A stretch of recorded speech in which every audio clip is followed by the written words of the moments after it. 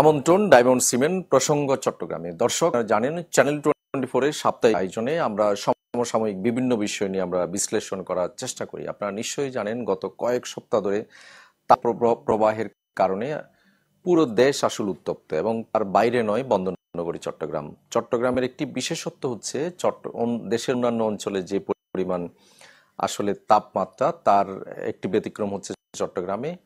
তো কেন ব্যতিক্রম, সেসব বিষয় নিয়ে আমরা আলোচনা করতে চাই। আমাদের সঙ্গে যুক্ত হবেন চট্টগ্রাম বিশ্ববিদ্যালয়ের বন ও পরিবেশ বিজ্ঞান ইনস্টিটিউটের শিক্ষক এবং তিনি একজন গবেষক, অধ্যাপক ডক্টর মোহাম্মদ দানেশ মিয়া।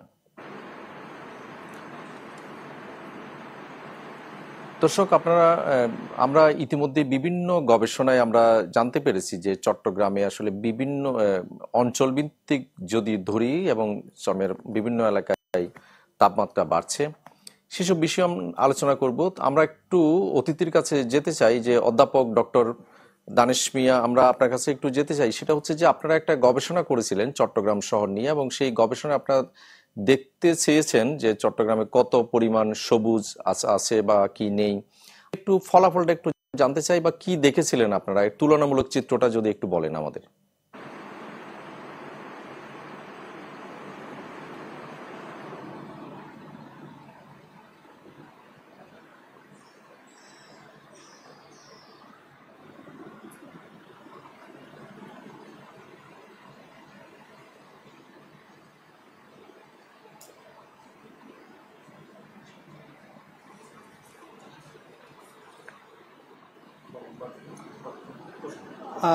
আমি প্রথমেই চ্যানেল 24-এর সকল দর্শকদের শুভেচ্ছা জানাচ্ছি।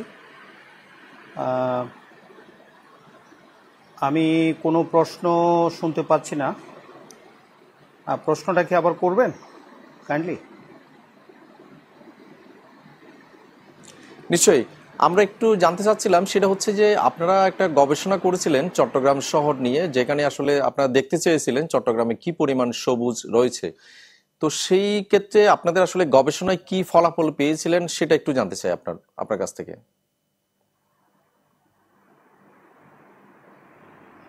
হ্যাঁ, আপনাকে অনেক ধন্যবাদ।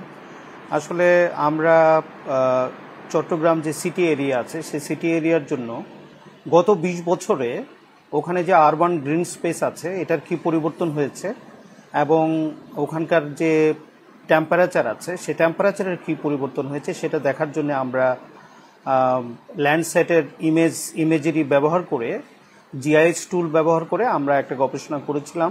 সেই গবেষণাটা গত বছর আন্তর্জাতিক মানের একটি জার্নালে পাবলিশ হয়েছে। তো সেখানে আমরা যেটা দেখতে পেয়েছি, চট্টগ্রাম সিটি কর্পোরেশন এরিয়াতে প্রায় 58% গ্রিন স্পেস বৃদ্ধি পেয়েছে, এবং পার ক্যাপিটা যে গ্রিন স্পেস সেটা 0.003 থেকে 0.004 পর্যন্ত বৃদ্ধি পেয়েছে। আর আমরা দেখেছি যে টেম্পারেচারের ক্ষেত্রে যদিও বা গ্রিন স্পেস বৃদ্ধি পেয়েছে, কিন্তু অ্যানুয়াল মিন যে টেম্পারেচার, সে অ্যানুয়াল মিন টেম্পারেচার প্রায় 1 ডিগ্রি সেলসিয়াস বৃদ্ধি পেয়েছে, যেটা অনেক ভয়ানক। আপনারা জানেন, প্যারিস এগ্রিমেন্টে 1.5 ডিগ্রি সেলসিয়াস বৃদ্ধির কথা বলা হয়েছে এই দশকের শেষ পর্যন্ত। 1.5 ডিগ্রি সেলসিয়াসের বেশি যদি বৃদ্ধি পায়, তাহলে আমাদের মানব সভ্যতা হুমকির মুখে পড়বে। আর ইতিমধ্যে আমাদের চট্টগ্রাম সিটি কর্পোরেশন এরিয়াতে প্রায় 1 ডিগ্রি সেলসিয়াস বৃদ্ধি পেয়েছে। এবং আমরা দেখতে পেয়েছি চট্টগ্রাম সিটি কর্পোরেশনের যে মাঝামাঝি যে ওয়ার্ডগুলি আছে, সেই সমস্ত ওয়ার্ডগুলো প্রায় অনেকগুলো ওয়ার্ডই হচ্ছে আপনার আরবান হিট আইল্যান্ডস হিসেবে রূপান্তরিত হয়েছে, যেটা অনেক ভয়ানক একটা অবস্থা। আমরা যে গ্রিন স্পেস বৃদ্ধি পাওয়ার কথা যেটা বলছি, সেটা হচ্ছে চট্টগ্রামের উত্তর অঞ্চলে, উত্তরের এলাকায় গ্রিন স্পেসগুলো বৃদ্ধি পেয়েছে। কিন্তু আপনাদের অনেকেরই প্রশ্ন তৈরি হতে পারে যে তাহলে এত গ্রিন স্পেস বৃদ্ধি পাইলে টেম্পারেচার কেন বৃদ্ধি পেল, এটা একটা প্রশ্ন হতে পারে। আমরা সেই প্রশ্নের উত্তর খুঁজেছি, আমরা দেখেছি, এবং আমরা সরেজমিনে সেই প্ল্যান্টেশনগুলো পর্যবেক্ষণ করে আমরা দেখেছি সেখানে শুধুমাত্র আপনার গাছের সংখ্যা বৃদ্ধি পেয়েছে, কিন্তু সত্যিকারের বন বলতে যেটাকে বোঝায়, যেমন মনে করেন সেখানে গাছ থাকবে, হার্বস থাকবে, শ্রাবস থাকবে, অর্থাৎ গুল্ম বা বিরুৎ জাতীয় গাছ এবং সেখানে অন্যান্য জীববৈচিত্র্য থাকবে সেরকম কিন্তু পরিবর্তন হয়নি, শুধু গাছের সংখ্যা বৃদ্ধি পেয়েছে। এবং এক অর্থে বলা যায় চট্টগ্রাম সিটি কর্পোরেশনের গত 20 বছরে এই যে গাছের সংখ্যা বৃদ্ধি পেয়েছে সেটা এককেন্দ্রিক, শুধুমাত্র চট্টগ্রামের উত্তরাঞ্চলে পাহাড়তলি এরিয়াতে।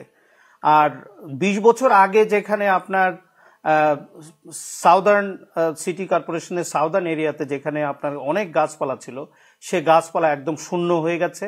চট্টগ্রাম সিটি কর্পোরেশনের মাঝখানের এরিয়াতে কোনো গাছপালা নাই, কোনো গ্রিন স্পেস নাই। সেই কারণে আমরা দেখতে পেয়েছি যে টেম্পারেচার কিন্তু ব্যাপকভাবে বৃদ্ধি পেয়েছে। 1 ডিগ্রি সেলসিয়াস বৃদ্ধি পাওয়া মিন অ্যানুয়াল টেম্পারেচার, এটা একটা ভয়ানক একটা ব্যাপার, যে কারণে আজকে আমাদের তাপ প্রবাহের কারণে আমাদের সবাইকে ভুগতে হচ্ছে। ধন্যবাদ আপনাকে। আর কোনো প্রশ্ন?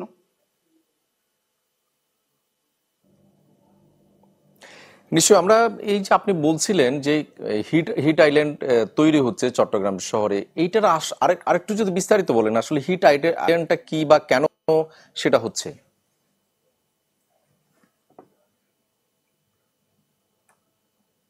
হিট আইল্যান্ড হচ্ছে যেখানে আপনার 29 ডিগ্রি সেলসিয়াসের উপরে যখন টেম্পারেচার চলে যায় এবং এটা সাস্টেনেবলি যখন এই টেম্পারেচারটা থাকে কোনো একটা জায়গাতে, সেই জায়গাগুলোকে আমরা হিট আইল্যান্ড বলি। 2000 সনের আগেও কিছু কিছু জায়গায় হিট আইল্যান্ড ছিল, কিন্তু এরকম হিট আইল্যান্ডসগুলো ব্যাপকভাবে বৃদ্ধি পেয়েছে চট্টগ্রাম সিটি কর্পোরেশনে। বিশেষ করে চট্টগ্রাম সিটি কর্পোরেশনের মাঝামাঝি যে ওয়ার্ডসগুলি আছে, সেই ওয়ার্ডসগুলির আপনার হিট আইল্যান্ডের সংখ্যা ব্যাপকভাবে বৃদ্ধি পেয়েছে এবং ওখানে টেম্পারেচার অনেক বেশি, যেগুলো আপনার আমরা তো মিন অ্যানুয়াল টেম্পারেচারের কথা বলছি, কিন্তু আমরা এরকমও দেখেছি যে সেখানে কিছু কিছু জায়গায় 41 ডিগ্রি সেলসিয়াস পর্যন্ত বৃদ্ধি পেয়েছে।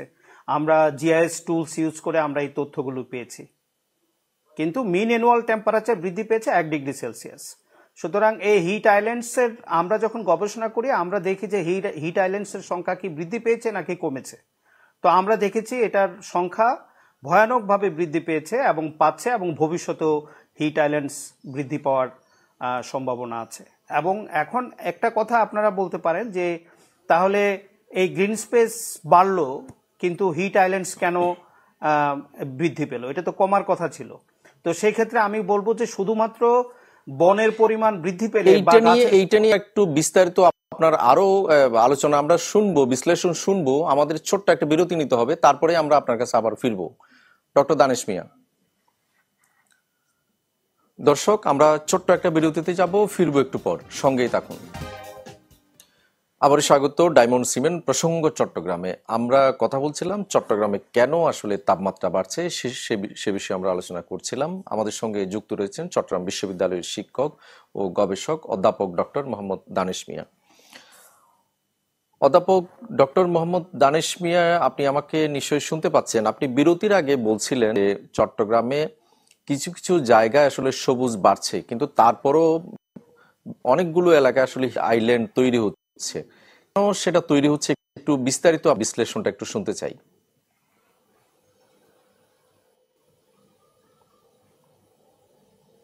জি, ধন্যবাদ আপনাকে। আসলে আমি যেটা বলছিলাম সেটা হলো আমরা জানি যে গুণগতভাবে ভালো বন, যে বনের মধ্যে গাছ থাকবে, বিরুৎ থাকবে, গুল্ম থাকবে বা অন্যান্য জীববৈচিত্র্য থাকবে, সেরকম একটা বন বা বনের সুষম বিস্তৃতি আমাদের তাপমাত্রাকে নিয়ন্ত্রণ রাখতে পারে।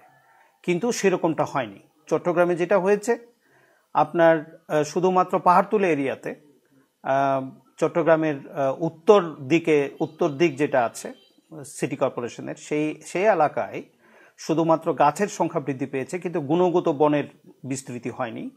আর চট্টগ্রামের শুধুমাত্র এই উত্তরাঞ্চল সহ পেরিফেরি এরিয়াতে কিছু গাছপালা আছে, কিন্তু মাঝখানে একদমই বন শূন্য, কোনো গাছপালাও নেই, একদম শূন্য হয়ে গেছে।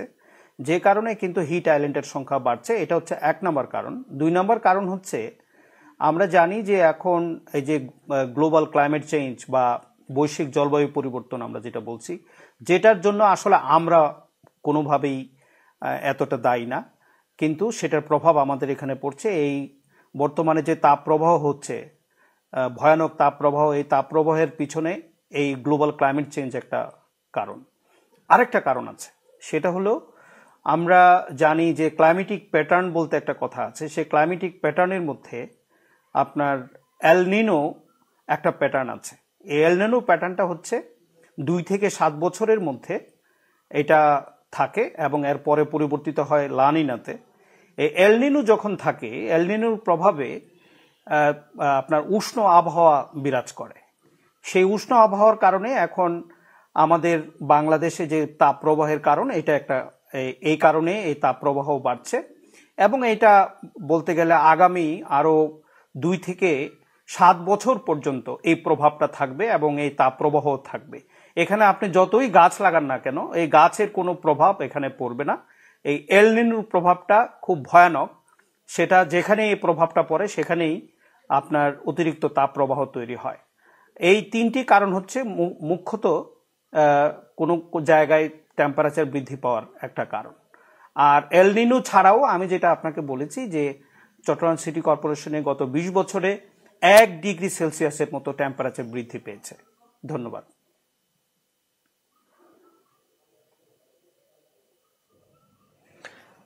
আরেকটা বিষয়, কোন কোন গবেষক বলার চেষ্টা করছেন যে অপরিকল্পিত নগরায়নও এই ক্ষেত্রে এই চাপ বাড়ার অন্যতম যেসব কারণ তার মধ্যে একটা। আপনি কি মনে করেন আসলে অপরিকল্পিত নগরায়নও এই যে আরবান হিট আইল্যান্ড তৈরি করার ক্ষেত্রে কোনো ক্ষেত্রে দায়ী?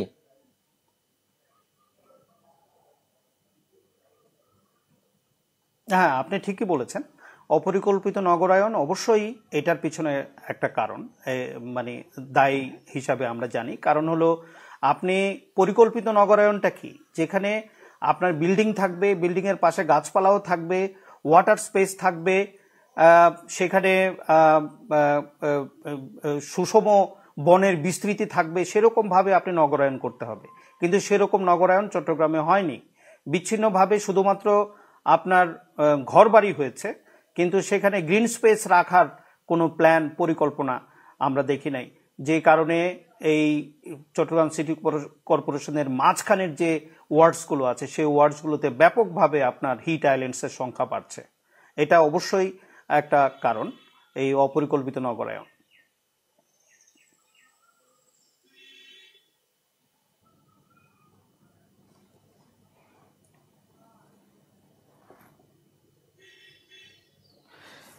এই যে অপরিকল্পিত নগরায়ন দায়ী, এক্ষেত্রে আসলে এই যে সংকট উত্তরণে আসলে কি করা দরকার, আমরা যদি একটু সমাধানের দিকে একটু যেতে চাই, তাহলে প্রথম পর্যায়ে আপনি কি বলতে পারবেন?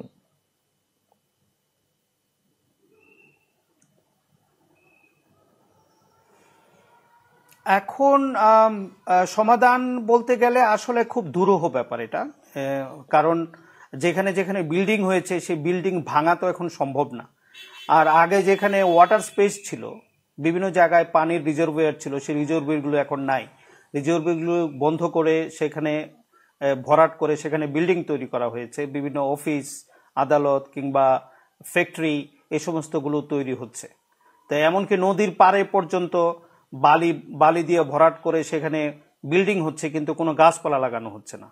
সুতরাং আমি মনে করি যে এখনো পর্যন্ত যে সমস্ত জায়গায় নগরায়ন হয়নি বা নগরায়নের পথে আছে, সেই জায়গাগুলোকে পরিকল্পনার মধ্যে নিয়ে আসতে হবে। সিটি কর্পোরেশনের যে মেয়র আছেন বা সিটি কর্পোরেশনের চট্টগ্রাম যে উন্নয়ন কর্তৃপক্ষ আছে, তাদেরকে এই কাজটি করতে হবে। এখনো যেখানে যেখানে নগরায়ন হচ্ছে বা হওয়ার পথে আছে, সেই জায়গাগুলোতে যেন পরিমিত মাত্রায় ওয়াটার বডি থাকে, পরিমিত মাত্রায় যেন ফরেস্ট থাকে, সেই জিনিসগুলো নিশ্চিত করতে হবে। সেই জিনিসগুলো নিশ্চিত করলে আমি মনে করি যে মন্দের একটা ভালো হতে পারে। কিন্তু যেগুলো ইতিমধ্যে বিল্ডিং তৈরি হয়ে গেছে, ঘরবাড়ি তৈরি হয়ে গেছে, এগুলো তো ভেঙে ফেলা সম্ভব নয়।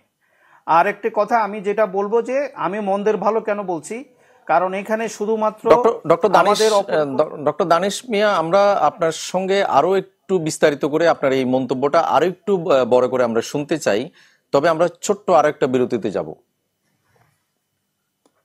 দর্শক, আরো একটা বিরতি নিব, ফিরবো একটু পর, সঙ্গেই থাকুন। আবার স্বাগত ডায়মন্ড সিমেন্ট প্রসঙ্গ চট্টগ্রামে। দর্শক, আমরা আলোচনা করছিলাম চট্টগ্রামে কেন তাপমাত্রা বাড়ছে সে বিষয়ে আমরা আলোচনা করছিলাম। আমাদের সঙ্গে চট্টগ্রাম বিশ্ববিদ্যালয় থেকে যুক্ত রয়েছেন শিক্ষক ও গবেষক অধ্যাপক ডক্টর মোহাম্মদ দানেশ মিয়া। অধ্যাপক ডক্টর মোহাম্মদ দানেশ মিয়া, আপনি নিশ্চয়ই আমাকে শুনতে পাচ্ছেন।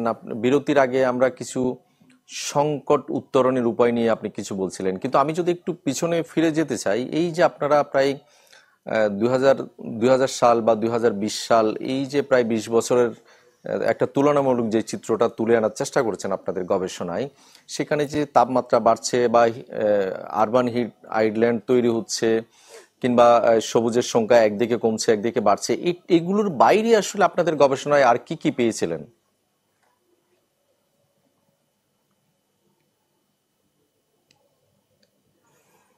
হ্যাঁ, আমরা আসলে আমাদের আরেকটি গবেষণা চলমান আছে।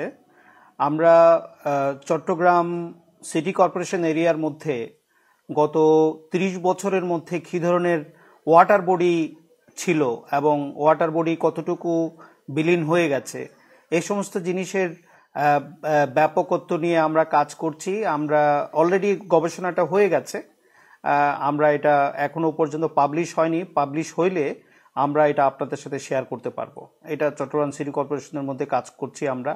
আরেকটি কাজ আমরা করেছি চট্টগ্রাম সিটি কর্পোরেশনে, এই আপনার এত গাছপালা কিছু কিছু জায়গায় বৃদ্ধি পেয়েছে, তারপরেও পলিউশনের মাত্রা, বায়ু দূষণের মাত্রা অনেকখানি বৃদ্ধি পেয়েছে বা পাচ্ছে। এই সমস্ত বিষয়গুলো নিয়েও আমরা গবেষণা করছি। তো এই গবেষণাগুলো এখনো পাবলিশড হয়নি। পাবলিশড হইলে আমরা আবার আপনাদের সাথে কথা বলতে পারবো যথাযথভাবে। ধন্যবাদ। এই যে আপনারা গবেষণায় অনেকগুলো বিষয় আপনারা তুলে এনেছেন, এক্ষেত্রে এই যে তাপমাত্রা বাড়ছে কিংবা হিট আইল্যান্ড তৈরি হচ্ছে কিংবা সবুজের পরিমাণ কমছে, এই সার্বিক বিষয় আসলে এই নগরের মানুষের যে আর্থসামাজিক অবস্থার মধ্যে কি প্রভাব ফেলছে আসলে?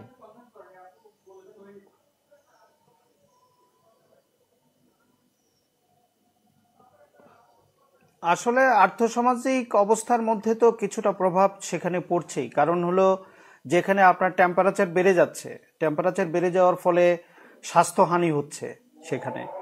আহ, সেই জায়গায় আপনার বিভিন্নভাবে মস্কিউটোর আনাগোনা আগের থেকে বাড়ছে, বিভিন্ন ধরনের কীটপতঙ্গের আনাগোনা বাড়ছে। তো এতে করে আমার মনে হয় যারা কম আয়ের মানুষ, তাদের উপরে এগুলোর প্রভাব অনেকখানি বেশি পড়ছে। আরেকটি প্রভাব আছে ল্যান্ডস্লাইডিং।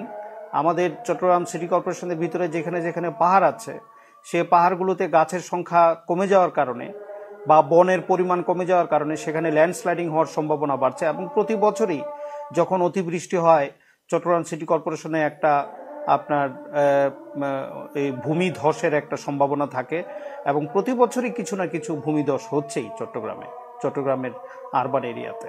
সুতরাং এই সমস্ত অ্যাক্টিভিটিসের শিকার কিন্তু হচ্ছে যারা নিম্ন মধ্যবিত্ত শ্রেণীর মানুষ, তারা। উচ্চবিত্তের মানুষ কিন্তু এগুলোর শিকার হয় না।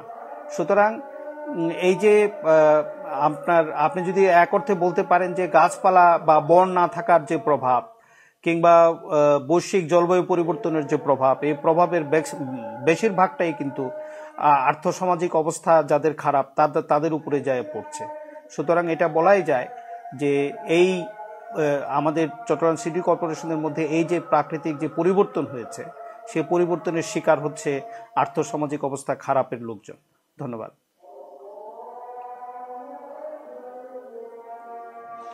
আরেকটা বিষয়, এই যে নিশ্চয়ই আপনাদের গবেষণাকালীন হয়তো আপনারা নিজেই নিশ্চয়ই এটা দেখেছেন, সেটা হচ্ছে আমরা যে চট্টগ্রাম যে কোস্টাল এরিয়া মানে উপকূলীয় এলাকা, সেখানে এখন থেকে 5-7 বছর আগেও আমরা দেখেছি যে প্রায় 30-40 হাজার মতো গাছ ছিল, যেটা যেমন সিডি আউটার রিং রোড করার সময় সেগুলো কেটে ফেলা হয়েছিল।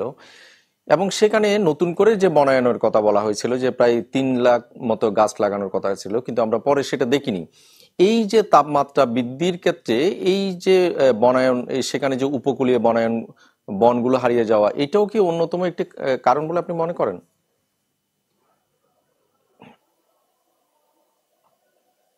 জি জি, অবশ্যই এটা আমাদের গবেষণারই রেজাল্ট ছিল। আমরা দেখেছি যে 2000 সনের আগে আপনার চট্টগ্রাম সিটি কর্পোরেশনের যে দক্ষিণাঞ্চল, যে দক্ষিণ এরিয়া, সেখানে প্রচুর পরিমাণে গাছপালা ছিল, বন ছিল, সেগুলো কিন্তু একেবারে এই 20 বছরে একেবারে শূন্য হয়ে গেছে। শূন্য হয়ে সেগুলো কিছু কিছু বন বা বৃক্ষ, আমি যেটা আগে বলেছি যে উত্তর এরিয়াতে, উত্তরাঞ্চলে হয়েছে, মানে সিটি কর্পোরেশনের উত্তরাঞ্চলে হয়েছে, দক্ষিণাঞ্চলে খালি হয়ে গেছে। সেটা অবশ্যই আপনি যেটা বলেছেন যে আপনার যে বিচ এরিয়াতে, সমুদ্র উপকূলীয় অঞ্চলে যে বন ছিল সে বনও ধ্বংস হয়েছে। কিছু কিছু বন সাম্প্রতিককালে তৈরি হয়েছে, কিন্তু সেটা যথেষ্ট নয় আর কি। সুতরাং এটা আমাদের গবেষণারই অংশ যে আমরা দেখেছি চট্টগ্রাম সিটি কর্পোরেশনের দক্ষিণাঞ্চলের ফরেস্ট একেবারে গত 20 বছরে ধ্বংস হয়ে গেছে। ধন্যবাদ।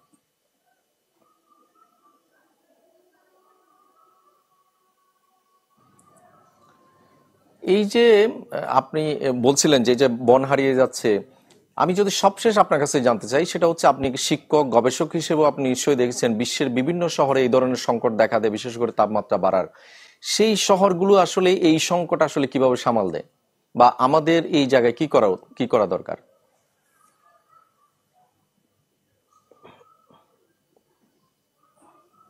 এখন আমাদের উচিত হচ্ছে যেখানে আমাদের স্পেস আছে সেই স্পেসগুলোতে অ্যাফরেস্টেশন করা, এছাড়া আর কোনো বিকল্প নেই। আর যেখানে যেখানে ফরেস্ট আছে, যেমন মনে করেন লালখান বাজার এরিয়াতে, চকবাজার এরিয়াতে কিছু কিছু ফরেস্ট এখনও আছে, এই সমস্ত ফরেস্টগুলো যাতে কোনোভাবে ধ্বংস না হয় সেগুলোর ব্যাপারে আমাদের নজর দিতে হবে। আর মানে যেখানে যেখানে স্পেস আছে, আমি মনে করি যে আমাদের যে উপকূলীয় এলাকা আছে, চট্টগ্রাম সিটি কর্পোরেশনের যে পেরিফেরি, সেই পেরিফেরিতে আরও ব্যাপক সংখ্যক আমাদের প্ল্যান্টেশন করতে হবে। আর এটাও খেয়াল রাখতে হবে শুধুমাত্র গাছ লাগালে হবে না, সেখানে বিরুৎ এবং গুল্ম জাতীয় উদ্ভিদ থাকা লাগবে, এবং অন্যান্য জীববৈচিত্র্য যাতে গড়ে উঠতে পারে সেটার জন্য অনুকূল পরিবেশ তৈরি করতে হবে। এবং পৃথিবীর বিভিন্ন উন্নত দেশের যে শহরগুলোতে সেরকমভাবে সুষমভাবে ফরেস্ট বা অ্যাফরেস্টেশন করা হয়, যাতে এটার প্রভাবটা মানে সর্বত্র পড়ে। আমাদের এখানে যেটা হয়েছে, কোনো কোনো জায়গায় ফরেস্ট আছে, কোনো কোনো জায়গায় নাই, কোনো কোনো জায়গায় গাছ আছে, কোনো কোনো জায়গায় নাই। এবং আমাদের এখানে চট্টগ্রাম সিটি কর্পোরেশন যেটা হয়েছে, ম্যাক্সিমাম ক্ষেত্রেই গাছ নাই, শুধুমাত্র 1-2টা জায়গাতে গাছপালা আছে। সুতরাং এটার সুষম বিস্তৃতিটা খুব জরুরি, আমি যেটা মনে করি আর কি। এই সুষম বিস্তৃতি তৈরি করার জন্য এখনো পর্যন্ত যেখানে যেখানে স্পেস আছে সেই স্পেসগুলোতে গাছ লাগাতে হবে। আর ছাদ বাগান করার ব্যাপারেও একটু মনোযোগ দিলে আমার মনে হয় যে নিশ্চয়ই। ডক্টর দানিশ মিয়া, আমাদের সময় দেওয়ার জন্য আপনাকে অনেক ধন্যবাদ। আমরাও আশা করব কর্তৃপক্ষ এখন যে সংকট, সেই শটকে মাথায় রেখে ভবিষ্যৎ করে আসলে ব্যবস্থা নেবেন। আপনাকে অনেক ধন্যবাদ আমাদের সময় দেওয়ার জন্য। দর্শক, আপনাদেরকেও ধন্যবাদ। ভালো থাকুন সবাই।